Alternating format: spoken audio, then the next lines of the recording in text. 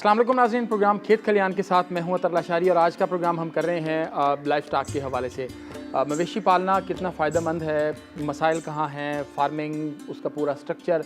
और आज हम पहुंचे हैं 13 BC बड़ी 13 सोलंग के करीब का ये इलाका है। सुफियान फार्म पे पहुंचे हैं और प्रोग्राम के इस पहले हिस्से में मेरे साथ मौजूद होंगे मोहम्मद सुफियान भाई, जिन्होंने ये पूरा स्ट्रक्चर जो है वो खड़ा किया है। और बहुत अरसे बाद मैंने एक बड़ा खूबसूरत शेड जो है वो देखा है, बड़ा हवादार, मतलब मवेशी जो हैं, जानवर हैं, वो बहुत खूबसूरत अंदाज में, बहुत रिलैक्स माहौल में जो हैं वो यहाँ पर खड़े हैं।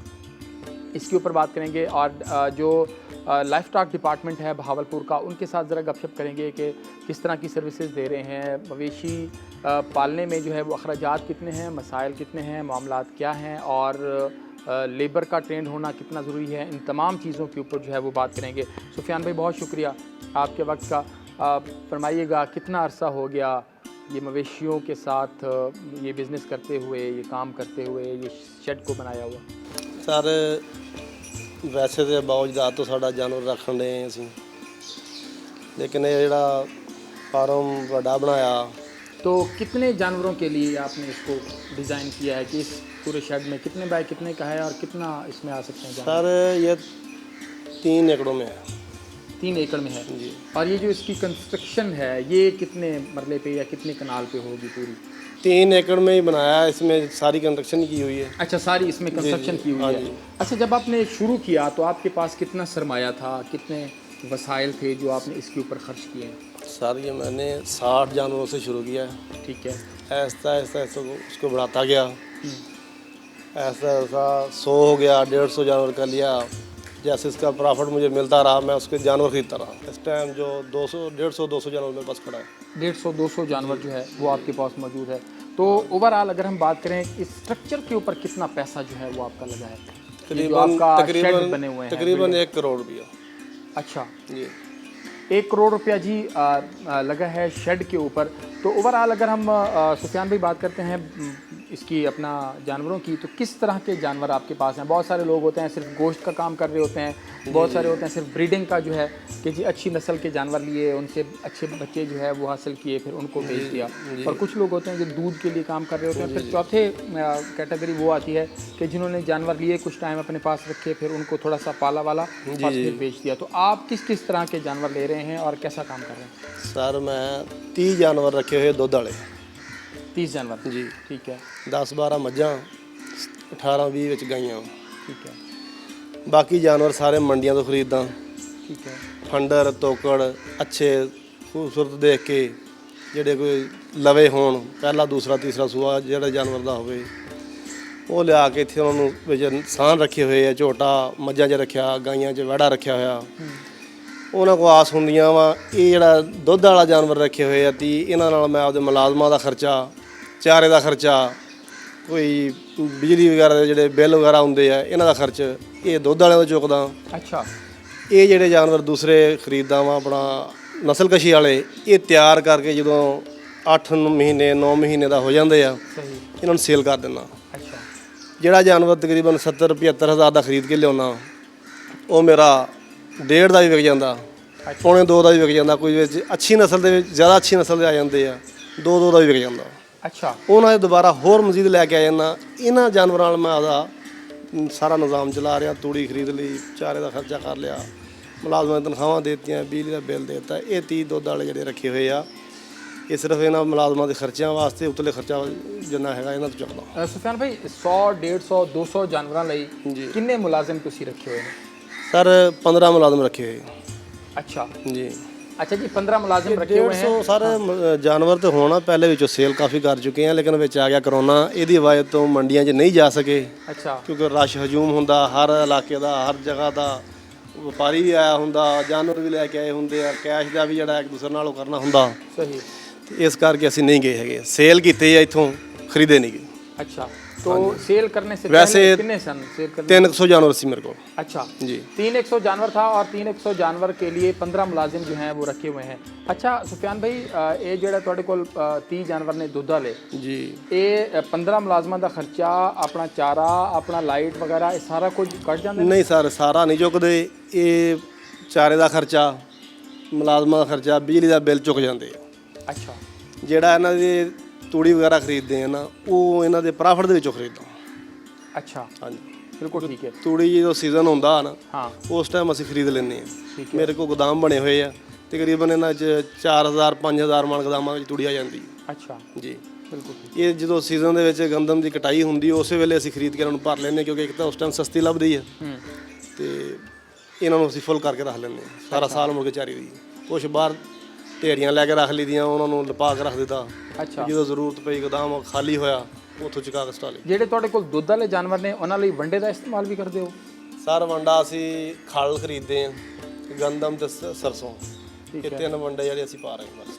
अच्छा, ਬਾਕੀ ਕੋਈ ਵੰਡਾ ਨਹੀਂ ਪਾ ਰਿਹਾ ਜੀ। ਬਾਕੀ ਪਾ ਕੇ ਦੇਖੇ ਕਈ, ਲੇਕਿਨ ਸਾਨੂੰ ਕੋਈ ਰਿਜ਼ਲਟ ਨਹੀਂ ਲੱਭਾ। ठीक है। ਦਾਅਵੇ ਤੇ ਬੜੇ ਕਰਦੇ ਆਣਗੇ ਵੀ ਇਹਦੇ ਨਾਲ ਇਹ ਹੋ ਜਾਂਦਾ, ਇਹਦੀ ਇੰਨੀ ਮਕਦਾਰ ਪਾਓ ਤਾਂ ਇਹ ਹੋ ਜਾਂਦੀ, ਉਹ ਹੋ ਜਾਂਦੀ, ਲੇਕਿਨ ਕੁਝ ਵੀ ਨਹੀਂ ਹੁੰਦਾ। ਉਹ ਖਰਚ ਦਾ ਥਾਂ ਹੀ ਬਣ ਜਾਂਦਾ। अच्छा, ਉਹੀ ਐਵਰੇਜ ਹੁੰਦੀ ਜਿਹੜੀ ਅਸੀਂ ਖਲ ਆਪਣਾ ਮਕਈ ਦਾ ਜ਼ਿਆਦਾ ਕਰ ਲਈ, ਅਸੀਂ ਨਾਲ ਮਕਈ ਦਾ ਜਿਹੜੀ ਬਣਾ ਕੇ ਨਾ ਆਪਣਾ ਦਲੀਆ ਇਹ ਇਸਤੇਮਾਲ ਕਰ ਲੈਂਦੇ अच्छा, ਹਾਂ ਜੀ। ये इस्तेमाल कर लेते हैं। बिल्कुल जी, ये देखिए नई नई ਕਿਉਂਕਿ चीज़ें। ਦਾਣਾ ਵਾ ਸਾਰਾ ਇਹ ਜਿਹੜਾ ਕੁਝ ਦੱਸਦੇ ਆ ਜੀ, ਸੋਇਆਬੀਨ ਹੈ ਜੀ, ਫਲਾਨੀ ਚੀਜ਼ ਆ ਫਲਾਨੀ ਚੀਜ਼ ਆ, ਉਹ ਤਾਂ ਇੰਨੀ ਮਹਿੰਗੀ ਹੈਗੀ ਕਿ ਕਿੱਥੋਂ ਇੰਨਾ ਪੂਰਾ ਕਰ ਦਿੰਦੇ ਇਹ। ਅਸੀਂ ਇਸ ਗੱਲ ਨੂੰ, ਵੈਸੇ ਮੇਰੇ ਕੋਲ ਕਈ ਹੁੰਦੇ, ਬਹੁਤ ਸਾਰੇ ਹੁੰਦੇ ਹੈਗੇ ਆ ਜੀ, ਫਲਾਣੇ ਥਾਂ ਤੋਂ ਆਏ ਤੇ ਫਲਾਣੇ ਸ਼ਹਿਰ ਤੋਂ ਆਏ ਆ ਤੇ ਸਾਡਾ ਆ ਵੰਡਾ ਇਹ ਪਾਓ, ਇਹ ਬਹੁਤ ਅੱਛਾ ਵਾ, ਇਹਦੇ ਨਾਲ ਦੁੱਧ ਇੰਨਾ ਹੋ ਜਾਏਗਾ, ਇੰਨਾ ਹੋ ਜਾਏਗਾ। ਉਹਦੇ ਨਾਲ ਇਹ ਤਾਂ ਹੁੰਦਾ ਵਾ ਕਿ ਜਾਨਵਰ ਜਿਹੜਾ ਪ੍ਰੈਗਨੈਂਟ ਕਰਾਉਂਦੇ ਆ, ਉਹ ਪ੍ਰੈਗਨੈਂਟ ਨਹੀਂ ਹੁੰਦਾ, ਬਾਰ-ਬਾਰ ਰਿਪੀਟ ਹੁੰਦਾ। ਕੋਈ ਗਰਮ ਮਹੀਨੇ ਕੇ ਵੰਡੇ ਹੁੰਦੇ, ਉਹਨਾਂ ਦੇ ਵਿੱਚ ਪਤਾ ਨਹੀਂ ਕੀ ਕੁਝ ਪਾਇਆ ਹੈਗਾ अच्छा, ਜੀ। ਬਿਲਕੁਲ ਠੀਕ ਹੈ। ਅੱਛਾ, ਜਿਹੜਾ ਤੁਸੀਂ ਦੱਸ ਰਹੇ ਹੋ ਕਿ ਮੈਂ ਜਾਨਵਰ ਲੈ ਆਣਾ ਤੇ ਉਹਨੂੰ ਆ ਕੇ ਤੇ ਉਹਦੇ ਉੱਤੇ ਮਿਹਨਤ ਕਰਨੇ ਆ ਤੇ ਉਹਦੇ ਉੱਤੇ ਫਿਰ ਉਹਨੂੰ ਅੱਛੇ ਕੀਮਤ ਤੇ ਵਿਕ ਜਾਂਦਾ ਹੈ। ਹੁਣ ਮਿਸਾਲ ਦੇ ਤੌਰ ਤੇ ਤੁਸੀਂ ਕੋਈ 70000 ਦਾ ਜਾਨਵਰ ਲੈ ਕੇ ਆਏ ਹੋ, ਜੀ। ਉਹਦੇ ਉੱਤੇ ਮਿਹਨਤ ਕਿਵੇਂ ਕਰਦੇ ਹੋ? ਚਾਰੇ ਦੀ ਸੂਰਤ ਵਿੱਚ, ਖਲ ਦੀ ਸੂਰਤ ਵਿੱਚ, ਕਿਹੜੀ ਸੂਰਤ ਵਿੱਚ ਕਰਦੇ ਹੋ? ਤੇ ਮਤਲਬ ਉਹ ਫਿਰ ਜਾ ਕੇ ਕਿੰਨਾ ਅਰਸਾ ਤੁਹਾਡੇ ਕੋਲ ਰਹਿੰਦਾ ਹੈ, ਉਹਦੇ ਉੱਤੇ ਕਿੰਨਾ ਖਰਚ ਆ ਜਾਂਦਾ ਹੈ? ਸਰ ਪਿਛਲੇ ਸਾਲ 9ਵੇਂ ਮਹੀਨੇ ਦੇ ਵਿੱਚ ਮੈਂ ਜਾਨਵਰ ਖਰੀਦੇ ਤਕਰੀਬਨ 66 ਮੱਝਾਂ। 66 ਮੱਝਾਂ, ਜੀ। ਠੀਕ ਹੈ। ਉਹਨਾਂ ਦਾ ਕਿਹੜਾ ਕਿਹੜਾ ਸੂਆ ਸੀ? ਕੋਈ ਦੂਸਰੇ ਸੂਏ, ਕੋਈ ਤੀਸਰੇ ਸੂਏ, ਕੋਈ ਚੌਥੇ ਸੂਏ, ਜਿਹੜੀ ਕੋ ਸਾਨੂੰ ਮੁਨਾਸਬ ਅੱਛੀ ਖੂਬਸੂਰਤ ਜਾਂ ਥਣ ਪਾਸੇ ਵਾਲੀ ਲੱਭੀ ਅਸੀਂ ਲੈ ਲਈ ਉਹ। ਅੱਛਾ, ਉਹਨਾਂ ਵਿੱਚੋਂ 26 ਮੱਝਾਂ ਪਿੱਛੋਂ ਪ੍ਰੈਗਨੈਂਟ ਲੱਭੀਆਂ ਮੈਨੂੰ, ਠੀਕ ਹੈ। ਜਿਹੜੀਆਂ ਮੈਂ ਤਕਰੀਬਨ 2-3 ਮਹੀਨੇ ਬਾਅਦ ਚੈੱਕ ਕਰਵਾਈਆਂ ਤੇ ਡਾਕਟਰ ਸਾਹਿਬ ਉਹਨਾਂ ਨੇ ਮੈਨੂੰ ਕੋਈ 4-5 ਮਹੀਨਿਆਂ ਦੀ, ਕੋਈ 6 ਮਹੀਨਿਆਂ ਦੀ ਗੱਭਣ ਦੱਸੀ ਵੀ ਇਹ ਸੂਣ ਵਾਲੀ ਹੈ। ਅੱਛਾ, ਉਹ ਸਾਡਾ ਬੋਨਸ ਸੀਗਾ। ਠੀਕ ਹੈ। ਬਾਕੀ ਜਿਹੜੀਆਂ ਸੀਗੀਆਂ ਮੇਰੇ ਕੋਲ ਸਾਨ ਸੀਗਾ ਵਿੱਚ ਖੁੱਲਾ ਫਿਰਦਾ। ਤਕਰੀਬਨ ਇਹ ਆ ਕਿ ਜਿਹੜੀਆਂ ਮੈਂ ਇਸ ਹਫਤੇ 'ਚ ਲੈ ਕੇ ਮੰਗਲ ਤੇ ਲੈ ਕੇ ਆਇਆ, ਅਗਲੇ ਨੇ ਤਾਂ ਉਦੋਂ 15 ਦਿਨ ਦੇ ਵਿੱਚ ਉਹ ਆਸ ਹੋ ਗਈ ਅੱਛਾ ਜੀ, ਸੂਣ ਵਾਲੀ ਹੋ ਗਈ ਆ। ਤੇ ਵਿੱਚੋਂ 2 ਤੋਂ 3 ਮੱਝਾਂ ਨੇ ਜਿਹੜਾ ਸਾਨੂੰ ਧੋਖਾ ਦਿੱਤਾ, ਜਿਹੜੀਆਂ ਨਹੀਂ ਰਹੀਆਂ, ਉਹ ਅਸੀਂ ਕੁਰਬਾਨੀ ਦੇ ਆਣ ਕੇ ਸੇਲ ਕੀਤੀਆਂ, ਨੁਕਸਾਨ ਸਾਨੂੰ ਉਹਨਾਂ ਨੂੰ ਨਹੀਂ ਦਿੱਤਾ। ਉਹ ਆਪਦਾ ਖਾਦਾ ਸਾਨੂੰ ਦੇ ਗਈਆਂ, ਜਿਹੜਾ ਖਰਚ ਹੋਇਆ ਸੀਗਾ, ਅੱਛਾ। ਨੁਕਸਾਨ ਨਹੀਂ ਕੀਤਾ।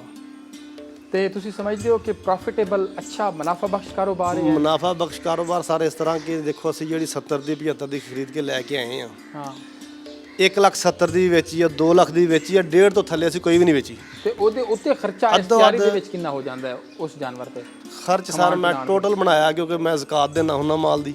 ਅੱਛਾ, ਮਾਸ਼ਾਅੱਲਾ। ਜ਼ਕਾਤ ਦੇ ਰਮਜ਼ਾਨ ਸ਼ਰੀਫ ਚ ਆਣ ਕੇ ਮੈਂ ਟੋਟਲ ਜਾਨਵਰਾਂ ਦੀ ਜਿੰਨਾ ਟੋਟਲ ਸਾਲ ਦਾ ਖਰਚਾ ਬਣਾਉਣਾ, बना के और ज़कात बना के ज़कात ज़रूर करनी है। तो 40 लाख रुपए तो आप उसके ऊपर मतलब जो है वो खर्च करते हैं। तो जो आपको ये प्रॉफिट देते हैं साल में, वो मतलब कितना? सारे तो देखो मैं 1.5 लाख अपना 75 लाख के जानवर पाए आ, तो मैनू 1.5 करोड़ का जानवर विकते हैं।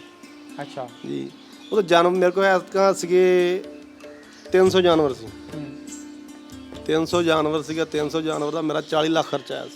सही, 40 ਲੱਖ ਕੱਢ ਕੇ 300 ਦਾ ਸਾਨੂੰ ਜਿਹੜਾ 75 ਨਾਲ ਖਰੀਦਿਆ ਵਾ 3 ਕਰੋੜ ਰੁਪਇਆ ਬਣਦਾ। ਸਹੀ, 3 ਕਰੋੜ ਦੇ ਵਿੱਚੋਂ 40 ਲੱਖ ਕੱਢ ਦਿਓ, ਬਾਕੀ ਜਿਹੜਾ ਇਹਨਾਂ ਦਾ ਅੱਧ ਹੈਗਾ ਵਾ ਉਹ ਖਰੀਦ ਆ। ਸਹੀ ਹੈ। ਇਹ ਹੀ ਨਹੀਂ ਕਿ ਸਾਰਾ 75 ਦਾ ਹੀ ਖਰੀਦ ਆ, ਵਿੱਚ ਕੋਈ 80 ਦੀ ਵੀ ਖਰੀਦੀ ਆ, ਕੋਈ ਲੱਖ ਦੀ ਵੀ ਖਰੀਦੀ, ਲੇਕਿਨ ਜਿਹੜੀ ਲੱਖ ਦੀ ਖਰੀਦੀ ਉਹ 2 ਲੱਖ ਦੀ ਵਿਕੀ। ਅੱਛਾ, ਉਹ ਜਾਨਵਰ ਦੇ ਹਿਸਾਬ ਨਾਲ ਹੀ ਹੈ ਨਾ, ਜੇ ਅਗਰ ਉੱਚਾ ਲੰਮਾ ਜਾਨਵਰ, ਅੱਛਾ ਖੂਬਸੂਰਤ ਜਾਨਵਰ, ਵੱਡਾ ਜਾਨਵਰ ਆ, उन्नी कीमत ज़्यादा, उन्नी कीमत ज़रा ज़्यादा, उन्नी कीमत ज़्यादा। ब्रेक लेते हैं और ब्रेक के बाद जो है वो दोबारा हम यहीं से शुरू करेंगे। बड़ी मज़ेदार ये चीज़ें हैं जी। जो लोग नया काम शुरू करना चाह रहे हैं और जो कर रहे हैं उनके लिए यहाँ पर वक्त एक छोटे से ब्रेक लेते हैं और फिर सुफियान भाई से यहीं से गुफ्तगू का सिलसिला जारी रखेंगे। हमारे साथ रहिएगा।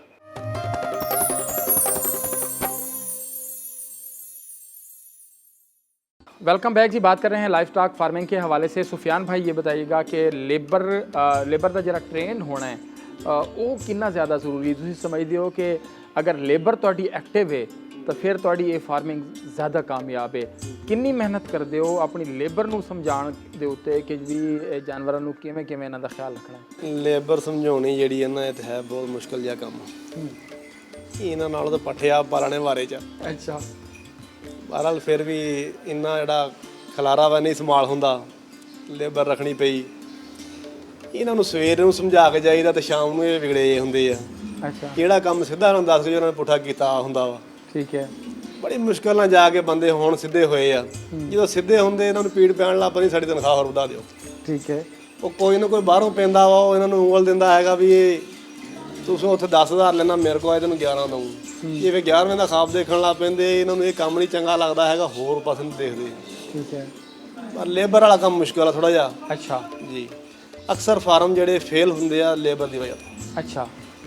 ਤੁਸੀਂ ਇਹ ਵੀ ਦੱਸੋ ਕਿ ਇੱਕ ਤੇ ਲੇਬਰ ਹੈ ਨਾ ਉੱਤੇ, ਤੇ ਅਗਰ ਮਾਲਿਕ ਦਾ ਕਿੰਨਾ ਟਾਈਮ ਦੇਣਾ ਜ਼ਰੂਰੀ ਹੈ ਫਾਰਮ ਦੇ ਉੱਤੇ ਕਿ ਅਗਰ ਇੰਨਾ ਟਾਈਮ ਦੇਵੇ ਤੇ ਉਹ ਕਾਮਯਾਬ ਹੋ ਸਕਦਾ? ਸਰ ਮੇਰਾ ਇਹ ਫਾਰਮ ਚਲਾਉਣ ਦਾ ਤੇ ਕਾਮਯਾਬੀ ਇਹਦੇ ਚ ਆਉਣ ਦਾ ਮਕਸਦ ਇਹ ਆ ਕਿ ਮੈਂ ਇਹਨੂੰ ਫੁੱਲ ਟਾਈਮ ਦਿੰਦਾ। ਅੱਛਾ। ਸਵੇਰ 3:30 ਵਜੇ ਮੈਂ ਇੱਥੇ ਫਾਰਮ ਦੇ ਵਿੱਚ ਪਹੁੰਚ ਜਾਂਦਾ। ਅੱਛਾ। ਸਵੇਰ ਦੇ ਟਾਈਮ 7 ਵਜੇ ਤਕਰੀਬਨ ਅਸੀਂ ਸਾਰਾ ਮਾਲ ਵਾਂਡਾ ਖਵਾ ਕੇ, ਧਾਰਾਂ ਵਗੈਰਾ, ਦੁੱਧ ਵਗੈਰਾ ਕਢਾ ਕੇ, ਦੋਜੀਆਂ ਨੂੰ ਦੇ ਕੇ, ਜਾਨਵਰਾਂ ਨੂੰ ਪੱਠਾ ਵਗੈਰਾ ਸਾਰਾ ਕੁਝ ਖਿਲਾ ਪਿਲਾ ਕੇ ਅੰਦਰ ਬਣਾ ਕੇ ਮੈਂ ਫਿਰ ਜਾਂਦਾ। ਅੱਛਾ। ਮੈਂ ਲੇਬਰ ਤੇ ਛੱਡਦਾ ਹੀ ਨਹੀਂਗਾ। ਲੇਬਰ ਤੇ ਛੱਡ ਦਿਓ, ਲੇਬਰ ਕਰਦੀ ਆ ਕਿ ਇੱਕ ਵਾਰੀ ਖੋਲ ਕੇ ਲਈ ਗਈ ਆ ਚਲੇ ਤੇ ਪਾਣੀ ਦੇ ਕੋਲ ਲੈ ਗਏ ਆ, ਉਹਨੇ ਪਾਣੀ ਪੀ ਲਿਆ ਵਾ, ਠੀਕ ਆ, ਨਹੀਂ ਪੀਤਾ ਤੇ ਖਿੱਚ ਕੇ ਪਿੱਛੇ ਜਾ ਕੇ ਬੰਨ ਛੱਡਿਆ। ਪੁੱਛ ਲਿਆ ਵੀ ਫਲਾਣੇ ਨੇ ਪਾਣੀ ਪੀ ਲਿਆ, ਹਾਂਜੀ ਰੱਜ ਕੇ ਪੀ ਲਿਆ। ਜਾਨਵਰ ਦੇਖੋ, ਜਾਨਵਰ ਭੁੱਖਾ ਖੜਾ ਹੁੰਦਾ। ਉਹਨੂੰ ਮੈਂ ਇਹ ਨਹੀਂ ਦੇਖਦਾ ਕਿ ਮੈਂ ਫਾਰਮ ਬਣਾਇਆ ਇਹ ਉਹ ਨਹੀਂ, ਇਹ 'ਚ ਅਸੀਂ ਆਦੀ ਰੋਜ਼ੀ ਕਮਾਉਣੀ ਹੈ। ਉਹਨੂੰ ਖੁਦ ਖੋਲ ਕੇ ਮੈਂ ਦੁਬਾਰਾ ਪਾਣੀ ਦਿਖਾ ਦਿੰਦਾ, ਉਹ ਜਾਨਵਰ ਰੱਜ ਕੇ ਪੀ ਲੈਂਦਾ। ਸਹੀ। ਤੇ ਅਗਰ ਲੇਬਰ ਤੇ ਛੱਡ ਦਈਏ ਤਾਂ ਫਿਰ ਮੁਸ਼ਕਲ। ਬੜਾ ਅਹਿਮ ਪੁਆਇੰਟ ਹੈ ਜੀ। ਸਭ ਤੋਂ ਵੱਡੀ ਚੀਜ਼ ਆ ਲੇਬਰ ਵਾਲਾ ਮਸਲਾ। ਬਿਲਕੁਲ ਠੀਕ ਹੈ। ਹਾਂਜੀ, ਹਰ ਚੀਜ਼ ਬੰਦਾ ਕਰ ਸਕਦਾ, ਜਿਹੜਾ ਲੇਬਰ ਜਦੋਂ ਤੰਗ ਕਰਦੀ ਹੈ ਇਹ ਮੁਸ਼ਕਲ ਆ। ਇਹ ਮੁਸ਼ਕਿਲ ਹੈ। ਇਹਨੂੰ ਫੁੱਲ ਟਾਈਮ ਦੇਣਾ ਪੈਂਦਾ ਅਗਰ ਕਾਮਯਾਬੀ ਲੈਣੀ। ਫਾਇਦਾ ਤਾਂ, ਵਰਨਾ ਕੋਈ ਫਾਇਦਾ ਨਹੀਂਗਾ ਜੇਕਰ ਟਾਈਮ ਨਾ ਦਿਓ। ਅਕਸਰ ਲੋਕ ਕੀ ਕਰਦੇ ਆ, ਸਾਡੇ ਚੱਕ ਦੇ ਵਿੱਚ ਬਹੁਤ ਸਾਰੇ ਬੰਦਿਆਂ ਨੇ ਫਾਰਮ ਬਣਾਏ, ਫੇਲ ਹੋ ਗਏ। ਕਿਉਂ ਹੋ ਗਏ ਆ? ਸ਼ਹਿਰ ਰਹਿائش ਰੱਖ ਲਈ, ਫਾਰਮ ਚੱਕ 'ਚ ਬਣਾ ਲਿਆ। ਸ਼ਾਮ ਨੂੰ ਸੁਬਾਹ ਤੋਂ ਹੁੰਦੇ ਹੀ ਨਹੀਂ ਗਏ। ਸ਼ਾਮੀ 4 ਵਜੇ ਆਏ, ਦੁੱਧ ਦਾ ਡੋਲ ਲਿਆ, ਲੇਬਰ ਆਈ, ਲੇਬਰ ਗੇਟ ਖੋਲਿਆ, ਚੋਰੀ ਸਾਹਿਬ ਨੂੰ ਸਲੂਟ ਮਾਰਿਆ, ਚੋਰੀ ਸਾਹਿਬ ਭੁੱਲ ਗਏ। ਦੁੱਧ ਲਿਆ ਤੇ ਘਰ ਨੂੰ ਚਲੇ ਗਏ। ਪਿੱਛੋਂ ਮੁਲਾਜ਼ਮ ਆ, ਉਹ ਕੋਈ ਵੰਡੇ ਦੀ ਬੋਰੀ ਵੇਚੀ ਜਾਂਦਾ ਵਾ, ਪੁੱਛਿਆ ਵੇਚੀ ਜਾਂਦਾ ਵਾ। ਜਾਨਵਰ ਭੁੱਖੇ ਖੜੇ ਤੇ ਖੜੇ ਆ, ਜੇ ਪੱਠੇ ਪਾ ਦਿੱਤੇ, ਇੱਕ ਵਾਰੀ ਖੁੱਲੀਆਂ ਪਾਤੇ, ਉਹਦੇ ਡੋਲ ਛੱਡਿਆ ਤੇ ਖਾ। ਬਿਲਕੁਲ ਸਹੀ। ਮਾਲਕ ਜਿਹੜਾ ਉਹ ਘਰ ਚਲਾ ਗਿਆ, ਉਹਨੇ ਅਗਲੇ ਟਾਈਮ ਉਸੇ ਟਾਈਮ ਤੇ ਹੀ ਆਉਣਾ। ਠੀਕ ਹੈ। ਉਹਨੂੰ ਨੇ ਇਸ ਚੀਜ਼ ਨਾਲ ਜਦੋਂ ਜਾਨਵਰ ਬਾਅਦ 'ਚ ਜਦੋਂ ਪੁੱਛਣਾ ਪਿਆ ਯਾਰ ਮੇਰਾ ਜਾਨਵਰ ਲਿਸਾ ਰਹਿ ਗਿਆ, ਉਹਦਾ ਕੀ ਫਾਇਦਾ? ਫਿਰ ਤਾਂ ਕੋਈ ਫਾਇਦਾ ਨਹੀਂ, ਉਹ ਪਿੱਛੇ ਤਾਂ ਨਹੀਂ ਜਾ ਸਕਦਾ। ਜਿਹੜੀ ਖੁਰਾਕ ਜ਼ਾਇਆ ਹੋ ਗਈ ਹੈ, ਵਿਕ ਚੁੱਕੀ ਹੈ, ਉਹ ਵਾਪਸ ਆ ਸਕਦੀ, ਉਹ ਨਹੀਂ ਆ ਸਕਦੀ। ਬਿਲਕੁਲ ਸਹੀ। ਅੱਛਾ ਸੁਫਿਆਨ ਭਾਈ, ਇਹ ਦੱਸੋ ਕਿ ਫਾਰਮ ਦੇ ਉੱਤੇ ਜਾਨਵਰ ਜਿਹੜਾ ਹੈ ਜ਼ਾਹਿਰੀ ਗੱਲ ਹੈ ਕਿ 1-1 ਲੱਖ 2-2 ਲੱਖ ਰੁਪਏ ਦਾ ਜਾਨਵਰ ਹੈ ਜੀ। ਕਿਹੜੀ ਬਿਮਾਰੀ ਸਭ ਤੋਂ ਜ਼ਿਆਦਾ ਪਰੇਸ਼ਾਨ ਕਰਦੀ ਹੈ, ਔਰ ਜਦੋਂ ਬਿਮਾਰੀ ਆਉਂਦੀ ਹੈ ਤੇ ਕਿੰਨਾ ਐਕਟਿਵ ਹੋਣਾ ਚਾਹੀਦਾ ਹੈ ਮਾਲਿਕ ਨੂੰ ਔਰ ਲੇਬਰ ਨੂੰ ਕਿ ਉਹਨੂੰ ਪਹਿਲੇ ਦਿਨ ਹੀ ਪਤਾ ਲੱਗ ਜਾਏ ਕਿ ਮੇਰਾ ਜਾਨਵਰ ਜਿਹੜਾ ਨਾ ਉਹ ਅੱਜ ਬਿਮਾਰ ਹੈ, ਤੇ ਉਹਦਾ ਕਿੰਨੀ ਜਲਦੀ ਤੁਸੀਂ ਜਿਹੜਾ ਉਹ ਕਰਦੇ ਹੋ ਤੇ ਕੀ ਕਰਦੇ ਹੋ, ਉਹਦਾ ਇਲਾਜ ਦੇ ਹਵਾਲੇ ਨਾਲ ਕੀ ਸਿਸਟਮ ਕਰਦੇ ਹੋ? ਸਰ ਜਿਹੜੀਆਂ ਛੋਟੀਆਂ ਮੋਟੀਆਂ ਬਿਮਾਰੀਆਂ, ਉਹਨਾਂ ਨਾਲ ਪੇਟ ਦਰਦ ਹੋ ਗਿਆ, ਮੋਕ ਲੱਗ ਗਈ, ਇਹੋ ਜਿਹਾ ਮਸਲਾ ਵਗੈਰਾ ਬਣ ਗਿਆ, ਉਹ ਅਸੀਂ ਖੁਦ ਹੀ ਹੱਲ ਕਰ ਲੈਂਦੇ ਹਾਂ। ਕਿਉਂਕਿ ਉਹ ਦਵਾਈਆਂ ਜਿਹੜੀਆਂ ਕੋਈ ਦੇਸੀ ਦਵਾਈਆਂ ਲਿਆ ਕੇ ਰੱਖੀਆਂ ਹੁੰਦੀਆਂ, ਅਸੀਂ ਖੁਦ ਘੁੱਟ-ਘਟਾ ਕੇ ਦੇ ਦੂ ਲਈਆਂ। ਜਦੋਂ ਦੇਖਦੇ ਸਾਡੇ ਤੋਂ ਪਹੁੰਚ ਤੋਂ ਦੂਰ ਆ, ਇਹ ਡਾਕਟਰ ਸਾਹਿਬ ਵਗੈਰਾ ਜੀ ਨਾਲ ਰਾਬਤਾ ਕਰਦੇ ਆ, ਆਉਂਦੇ ਆਣ ਕੇ ਟ੍ਰੀਟਮੈਂਟ ਵਗੈਰਾ ਕਰਦੇ ਆ। ਆ ਜਿਹੜੀ ਚੋੜੇ ਮਾਰ ਬਿਮਾਰੀ ਆ ਨਾ, ਸਭ ਤੋਂ ਗੰਦੀ ਇਹ। ਅੱਛਾ। ਇਹਦਾ ਅਗਰ ਤਾਂ ਫੌਰਨ ਪਤਾ ਲੱਗ ਗਿਆ ਤੇ ਜਾਨਵਰ ਬਚ ਜਾਂਦਾ, ਵਰਨਾ ਬਚ ਫਿਰ ਵੀ ਥੋੜ੍ਹਾ ਲੇਟ ਪਤਾ ਲੱਗੇ, ਬਚ ਤੇ ਜਾਂਦਾ ਲੇਕਿਨ ਉਹ ਫਾਰਗ ਹੋ ਜਾਂਦਾ, ਕੰਮ ਦਾ ਨਹੀਂ ਰਹਿੰਦਾ। ਅੱਛਾ। ਸੇਲ ਕਰਨਾ ਪੈਂਦਾ।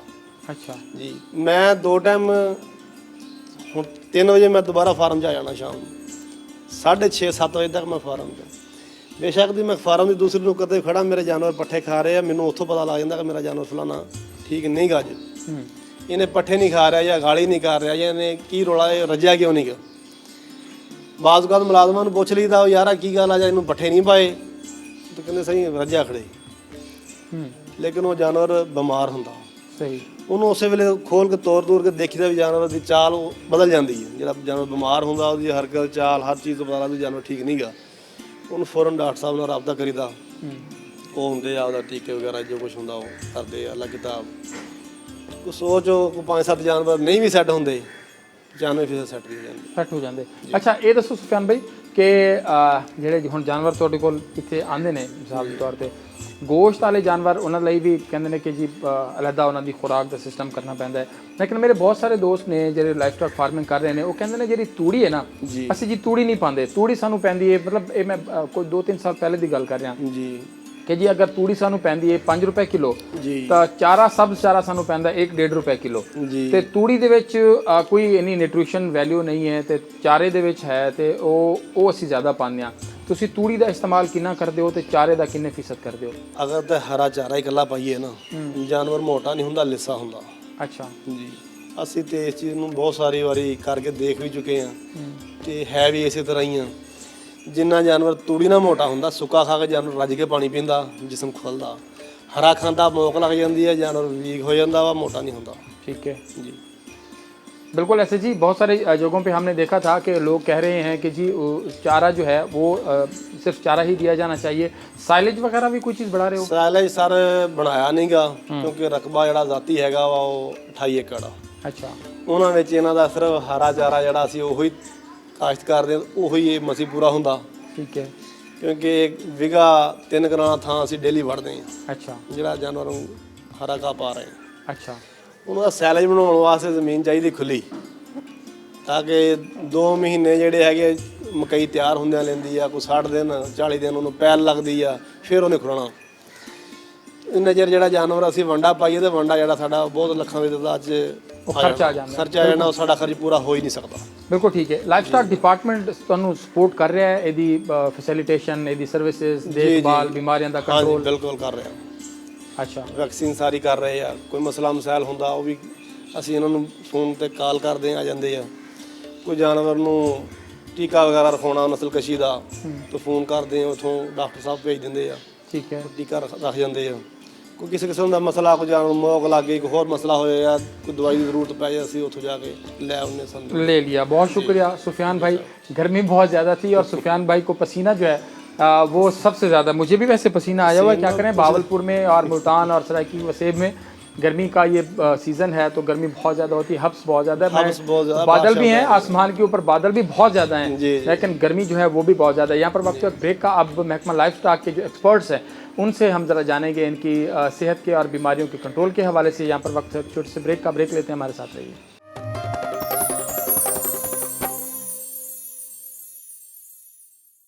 वेलकम बैक जी। प्रोग्राम के पहले से में हम बात कर रहे थे सुफियान भाई के साथ जो लाइफ स्टॉक फार्मर हैं, उनका तजर्बा क्या था उसके ऊपर बात की। अभी additional director life stock Bahawalpur division मेरे साथ मौजूद हैं सैयद मोहम्मद सप्तान साहब। सप्तान भाई बहुत शुक्रिया तुहाडे वेले दा फरमेसो कि बहावलपुर दे विच पूरे सरायकी वसेब दे विच और खास तौर पर बहावलपुर डिवीजन की असां गल करूँ पोटेंशियल है लाइफ स्टॉक फार्मिंग जिहड़ी एक रिवायती खड़ी है, रिवायती कने मॉडर्न लाइफ स्टॉक फार्मिंग दे विच लोग हाली तक तेज़ी नाल नहीं आते पे जिवें दुनिया दे विच गए। क्या हेजिटेशनस इन लोगों को, मसाइल क्या हैं, कितनी वसाइल की कमी है, क्या लगता है? लाइफ स्टॉक के हवाले नाल लाइफ स्टॉक अल्हम्दुलिल्लाह रोज़ बरोज़ तरक्की करना पे, लेकिन पहले ये चीज़ है कि यह एक रिवायती तरीक़ेकार के मुताबिक चलता जिन्हें साढ़े 10 लोग ज़्यादातर इन्वॉल्व होंगे हैं। 10 लोग ही जानवर रखे हैं जिन्हों का एक तो यह होंगे कि गुजर बसर वास्ते अपने घरेलू खर्च अखराजात पूरा करने वास्ते, दूजा कुछ लोग जिमें वड्डे जिमीदार थे गए वो अपने शौकिया तौर पर जानवर रखे हैं।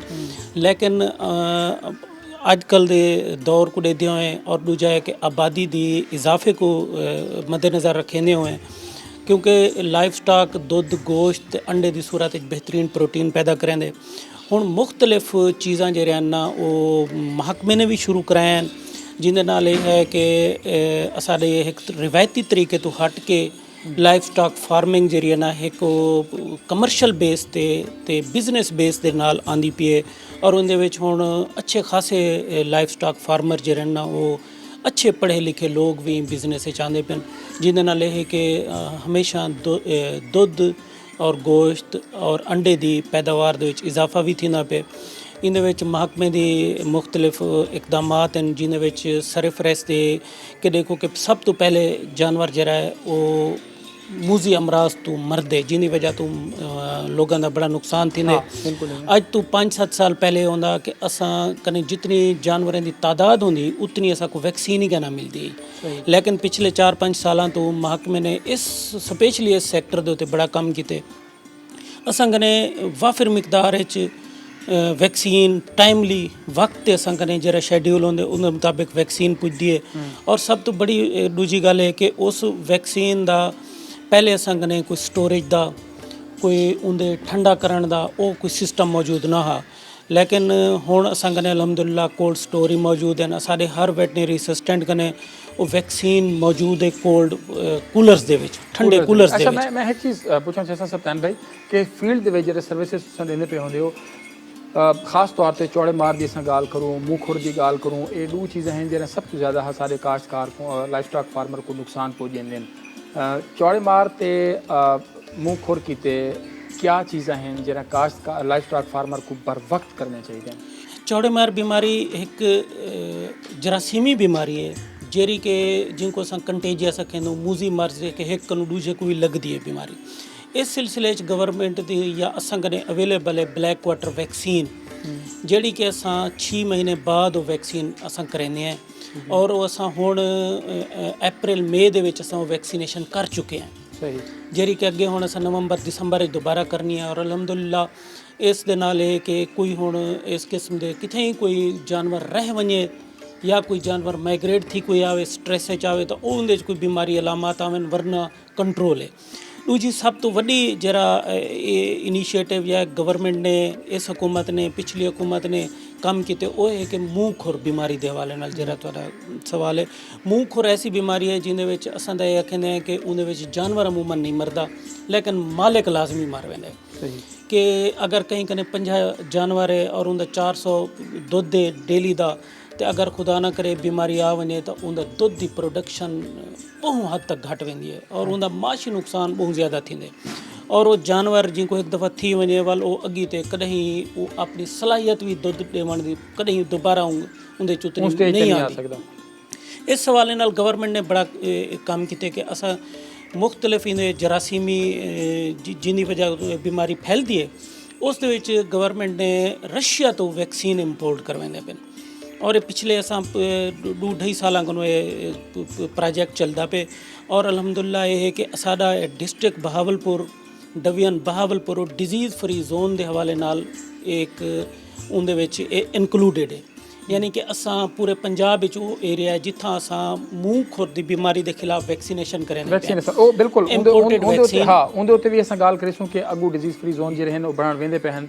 लेकिन अगर असां मकामी सतह ते देखूँ काश्तकारां की सतह ते देखूँ लाइफ स्टॉक फार्मर की सतह ते तो बहुत सारे लोग हैं जो आदन कि यार नहीं साकू सारा जानवर मतलूबा पैदावार नहीं देना पिया कोई वजन गेन नहीं करना पिया दूध की अगर अच्छी पैदावार है तो वो नहीं देना पिया तो क्या लगता है कि इस तरह का जो स्ट्रक्चर है और पानी की जी फराहमी है आसानी के नाल खुले तरह को पानी मिले को चारा उनकी मर्जी से मिले कितना ज़्यादा ज़रूरी है और वो कितना बेनीफिशियल है इहदे असल चीज़ है कि साडा फार्मर जो है ना वो अजे तक उनका जहन वो रिवायती अंदाज खड़े थिया चाहे अच्छे फार्मर अगे आते पे साड़ी कोशिश होती है कि लोगों को हाउसिंग के बारे कि शैड किस तरह बनने जानवर को किस तरह रखने उनके बारे सारे मुख्तलिफ फार्मर डेज ही थींदे असां हर बंदे को इन्फॉर्मेशन ही ॾिनूं लेकिन अजण तक ये सारे फार्मर जो है ना वो रिवायती अंदाज को छोड़ने वास्ते तैयार कैनी जिन्हों ते सारा महकमा रोज़ाना की बुनियाद पर काम ही करना पे उनके जे कि सारा फार्मर जेरा ही शैड बने वो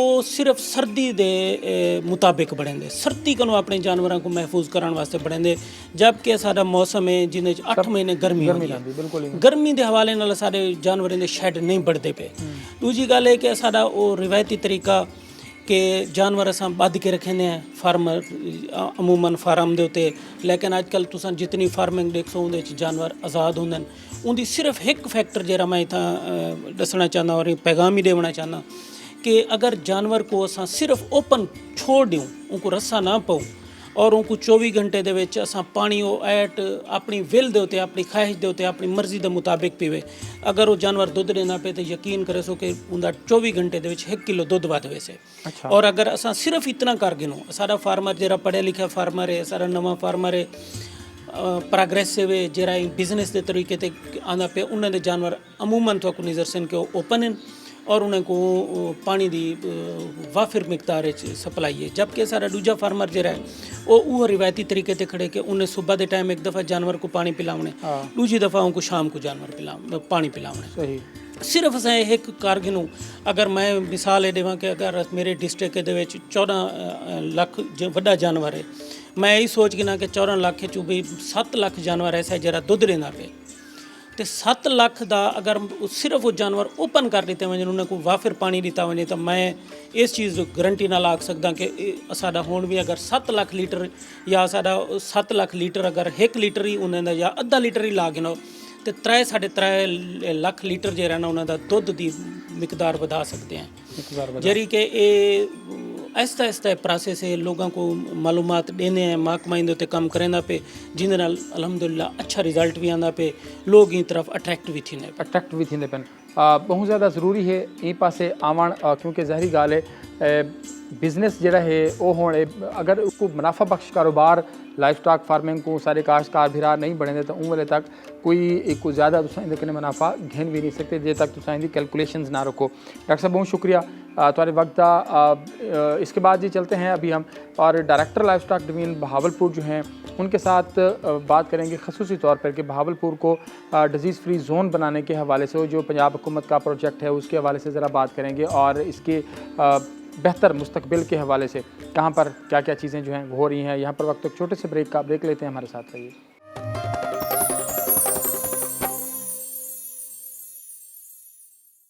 वेलकम बैक जी। अभी पहुँचे हैं directorate of life stock Bahawalpur division और यहाँ पर हम बात करेंगे असिस्टेंट डायरेक्टर टेक्निकल मेरे साथ प्रोग्राम के इस हिस्से में मौजूद हैं डॉक्टर अल्लाह बचाया।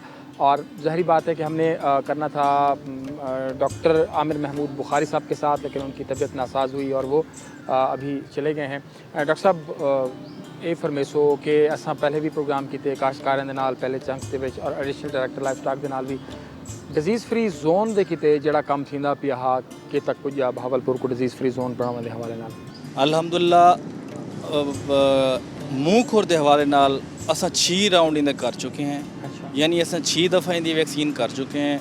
2017 तो ये प्रोजेक्ट साढ़े को इतना स्टार्ट थे, यानी वैक्सीन का अमल कागजात तो पहले को काम शुरू हुई लेकिन वैक्सीन 2017 को स्टार्ट थी है और इंशाअल्लाह हुण 7वां राउंड साडा ही अगस्त स्टार्ट थींदा पे जिंदे विच असां पूरे बहावलपुर डिवीजन दे जिंदे विच बहावलपुर रहीम यार खान बहावल नगर ते चोलिस्तान दे तकरीबन 45 लाख वड्डे जानवरों को असां वैक्सीन करनी है इंशाअल्लाह ते बड़े ज़ोर शोर दे नाल जारी है।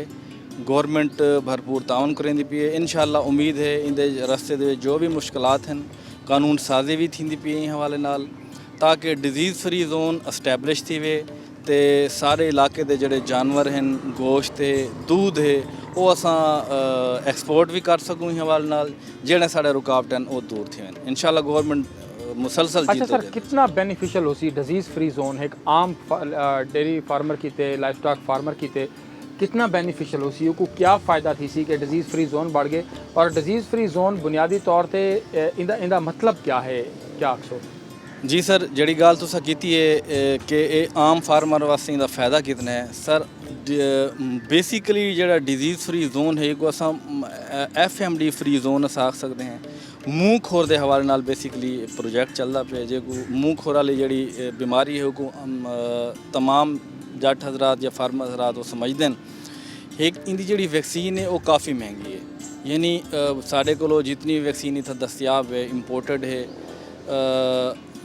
उनकी तकरीबन 1 डोज की जी कीमत है वो 300 तो 350 400 रुपए तक है, जबकि गवर्नमेंट फ्री ऑफ कॉस्ट इतना प्रोवाइड करेंदी पई है। यानी अगर एक बंदे को 10 जानवर हैं तो इन तो मुराद है कि एक दफ़ा की वैक्सीन दे उनके 4000 रुपए बचते पैन। इनके अलावा जानवरों का जोड़ा बेहा नुकसान थी बीमारी की वजह तो थण भी खराब थी वेंदे जानवर कमज़ोर थी वेंदे बेहा इनके बहुत सारा कॉम्प्लिकेशंस हैं वो भी वैक्सीन थीवण की वजह तो नहीं थींदा पियां। और अल्हम्दुलिल्लाह गुज़िश्ता 3 साल के दौरान सारे इलाके दे विच सारे डिवीजन दे विच FMD ਦੇ ਕੇਸਿਸ ਰਿਪੋਰਟ ਵੀ ਕਹਿ ਨਹੀਂ ਥੇ। ਦੂਜੀ ਗੱਲ ਹੈ ਕਿ ਜਨਾਬ ਦਾ ਜਿਹੜਾ ਕੁਐਸਚਨ ਹੈ ਕਿ ਆਮ ਬੰਦੇ ਕੋਈ ਦਾ ਕੀ ਫਾਇਦਾ ਥੀ ਸੀ ਸਰ, ਇੱਕ ਤਾਂ ਇਹ ਹੈ ਕਿ ਹੁਣ ਵੀ ਫਾਇਦਾ ਥੀਂਦਾ ਪਿਆ, ਇਨਸ਼ਾਅੱਲਾ ਬਾਅਦ ਵਿੱਚ ਵੀ ਫਾਇਦਾ ਥੀ ਸੀ। ਜਿਹੜਾ ਮੌਜੂਦਾ ਫਾਇਦਾ ਥੀਂਦਾ ਪਿਆ ਉਹ ਇਹ ਹੈ ਕਿ ਇੱਕ ਤਾਂ ਜਾਨਵਰਾਂ 'ਚ FMD ਦੀ ਬਿਮਾਰੀ ਨਹੀਂ ਆਉਂਦੀ, ਯਾਨੀ ਮੂੰਹ ਖੋਰ ਦੀ ਬਿਮਾਰੀ ਨਹੀਂ ਆਉਂਦੀ।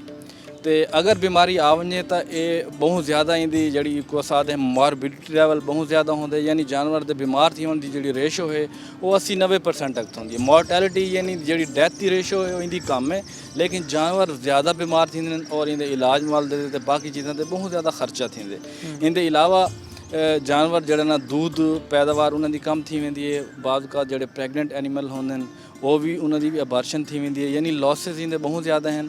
तो साफ ज़रिया जी वैक्सीन थी पी इन तमाम चीज़ों का जो बेनीफिट है वो एक आम फार्मर को मिलता पे, इन हवाले बड़ी बेनीफिशियल है। दूजी गल है कि जिस वेले FMD फ्री जोन सारा इंशाल्लाह बनवे सी डिक्लेयर थी वैसी FAO ने एक सर्टिफाई कराने, UNO का जैली इदारा है उनके उत्ते भी काम चलता पे। इंशाल्लाह उनके बाद सारे इलाके का जोड़ा फार्मर हो सी उसको इवें फायदा थी होने कि उनके जानवर की जी कीमत है वो वध बनी है इंशाल्लाह। CPEC चूँकि इतना कि बनता पे हुण चाइना के तावन नाल तो दुनिया का जोड़ा 29% 29% चाइना इंपोर्टर है गोश्त का, यानी बहुत बड़ा इंपोर्टर है, सारे को बहुत बड़ी मार्केट है। और अल्हम्दुलिल्लाह पाकिस्तान भी लाइफ स्टॉक के नाल रिच है। तो जो ही इंशाल्लाह ये प्रोजेक्ट कंप्लीट थींदे FMD फ्री जोन भी सारा बनते तो इंशाल्लाह सारे इलाके के जोड़े जानवर हैं ये इंपोर्ट भी थी सन, इतों गोश्त भी बन सकते, इतों दूध भी बन सकते। जब तक FMD फ्री जोन रजिस्टर्ड नहीं थींदा, डिक्लेयर नहीं थींदा, उंगले तक असा मजबूर हैं कहीं भी मुल्क को असा अपने जानवर गोश्त दूध प्रोडक्ट्स असा एक्सपोर्ट नहीं कर सकते। अच्छा सर ये भी फरमिसो कि जिमें तुसें गल की है कि डिजीज़ फ्री जोन और ज़ाहरी गल है कि एक बेनीफिशियल उसी इंतहाई, और दूसरी गल ये भी है कि एक जरा आम लाइफ स्टॉक फार्मर है उतनी अपने रिवायती तरीकों के उत्ते भी कितने खड़े थे। पिछले 4-5 साल का जायज़ा गिनूँ भावलपुर डिवीजन के ਜਿਹੜੇ जानवर हैं छोटे या वड्डे उन्हां दी प्रोडक्शन दी रेशो वधी है, जानवरों की तादाद वधी है या घटी है। और दूसरा जो मॉडर्न डेयरी फार्मिंग का रुझान है, लोग एक बिजनेस समझ के करना चाहते पैन या करना शुरू किए ने, उन्हां दी परसेंटेज का को लगता है कि वधदी पई है। जी बड़ा अच्छा तुसें सवाल किए। अगर लाइफ स्टॉक सेंसिस को डिठा वजे तो जानवरों की तादाद अल्हम्दुलिल्लाह वधी पई है। स्पैशली बहावलपुर डिवीजन के हवाले नाल अगर गल करूँ तो जानवरों की तादाद वधी पई है, स्पैशली जोड़े लार्ज एनिमल हैं उन्होंने तादाद वधी पई है। तो दूजा जी तुस कमर्शियल फार्मिंग का हवाला देंदे पे बेसिकली इवें कि सारे मुल्क के तकरीबन जोड़े 99% फार्मर हैं, 99% 89% फार्मर वो सारे को स्मॉल होल्डर है और वो हैं लैंडलैस लोग हैं जिन्हों की अपनी कोई ज़मीन कै नहीं। सही कमर्शियल फार्मिंग सारे मुल्क के विच वैसे भी बहुत घट है, तो इतना बहावलपुर डिवीजन भी कोई ज़्यादा कह नहीं। चंद लोग हैं जोड़े कमर्शियल लैवल ते टाइम काम करेंदे पे, लेकिन उन्होंने तादाद ज़्यादा कह नहीं।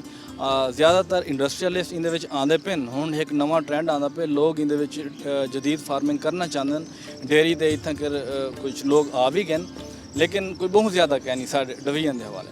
अच्छा ये दसो कि मैं अगर एक लाइफ स्टॉक फार्मर हाँ, मेरे को 4-5-6 जानवर खड़े हैं तो मैं उन्होंने दूध की पैदावार गोश्त की पैदावार बढ़ावन की मेरे को क्या टेक्निक्स अडॉप्ट करना चाहिए और मेरे को उन्होंने जानवर से ज़्यादा प्रॉफिट जोड़ा है वो किमें गेन करना चाहिए।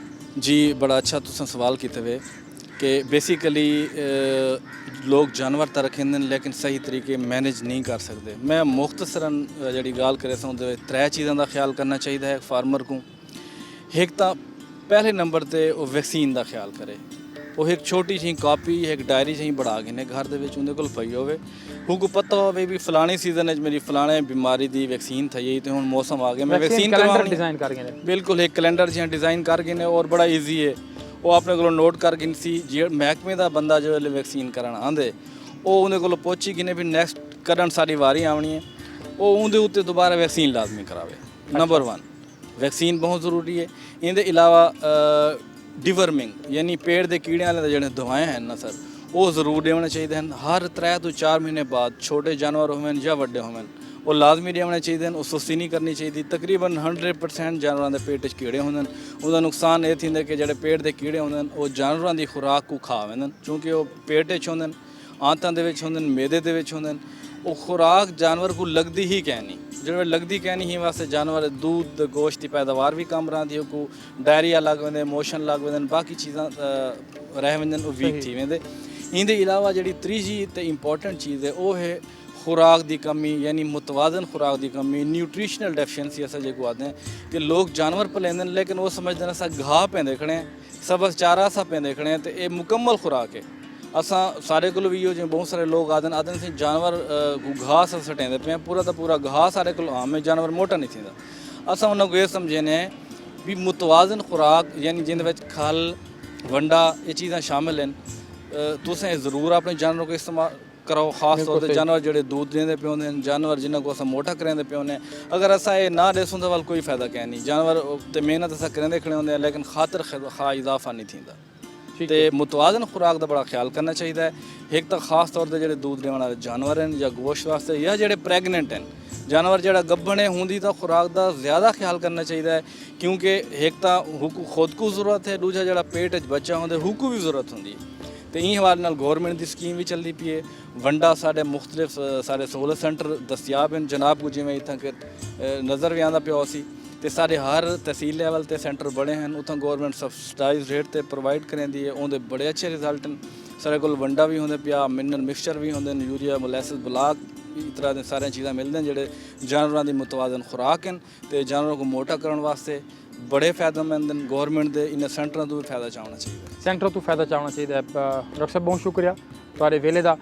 प्रोग्राम के आज प्रोग्राम में हमारी यही कोशिश थी कि जो लोग नए तजर्बात कर रहे हैं ज़रा उनसे भी मिलें तो वो जो पहले हमने 2 पोर्शंस दिखाए उसमें जो हमारे जो लाइफ स्टॉक फार्मर थे वो जो तजर्बात कर रहे थे जानवरों की सेल परचेज़ उनकी दूध की पैदावार उनकी खुराक उनकी बीमारियाँ उनके शेड का स्टाइल तमाम चीज़ें डिस्कस की हैं additional director life stock सप्तान Shah साहब के साथ हमने जो है वो गपशप की और डॉक्टर अल्लाह बचाया साहब जो है वो प्रोग्राम के इस आखिरी हिस्से में हमारे साथ मौजूद थे। अगले प्रोग्राम में हम मज़ीद कुछ और चीज़ें जो हैं वो लेकर आएंगे डिस्कस करेंगे ख़ास तौर पर बकरियों के हवाले से और जो गोश्त वाले जानवर हैं उनके हवाले से जो है वो इंशाल्लाह बात करेंगे और साथ साथ हमारी कोशिश होती है कि जो बागबानी यहाँ पर हो रही है वो भी साथ साथ इंशाल्लाह आपको मुख्तलिफ़ फ्रूट्स के हवाले से वो भी दिखाएं। प्रोग्राम का वक्त अपने इख्तिताम को पहुँचा। डॉक्टर साहब का भी बहुत शुक्रिया कि वो जब भी हम आते हैं तो वो जहाँ भी फील्ड में हो तो वो टाइम निकाल के जो है वो हमारे पास हमारे साथ बैठते हैं हमारे साथ गपशप करते हैं। अपने मेज़बान नतरल्ला शारी को इजाज़त दीजिए। अल्लाह ने के बाद।